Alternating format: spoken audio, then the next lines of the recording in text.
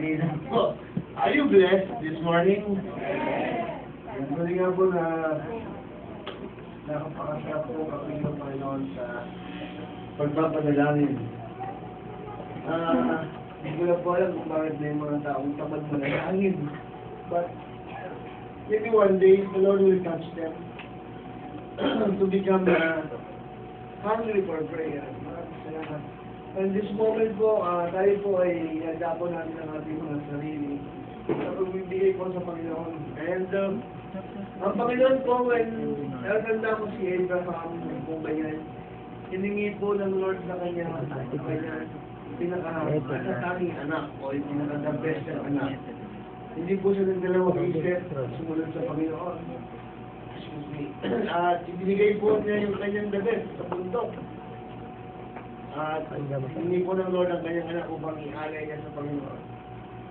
Later on, nagtagumpay po si Abraham because hindi po hinayaan ng Panginoon na patayin niya pa niya ng sariling anak. But alam niyo ba na bless po ang Panginoon?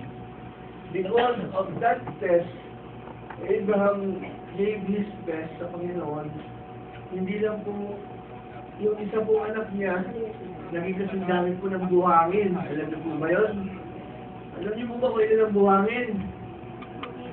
Hindi po natin kaya bilangin yung asukal, kaya natin kiluin. Pero yung piraso o yung putin, hindi po natin kaya bilangin. At alam niyo ba, kayo'y kasama doon sa mga buhangin na yon?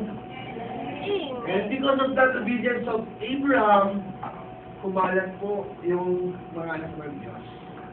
And even po sa ating pagbibigay, if we give just like Abraham did, nandami rin po yan yung mga nasa bulsa niya, nasa titakan niyo.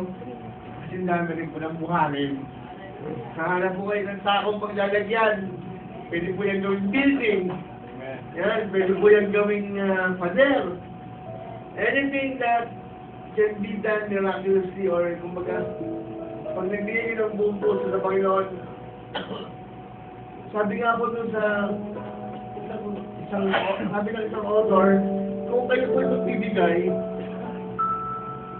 ibigay niyo lang po muna sa lalagyan yung puso niyo. Ano lang yung pera.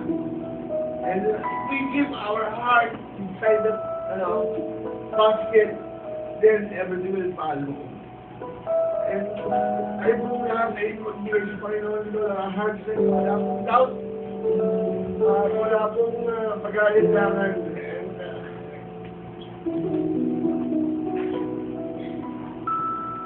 Kaya po ko naiyak kasi nasubukan ko lang po yun. And I trust the Lord so much.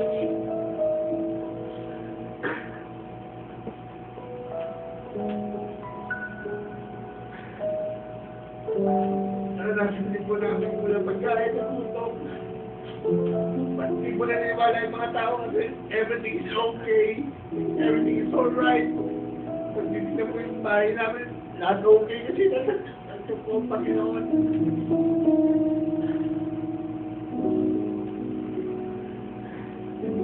Pero na-overcome na po namin yun. Amen.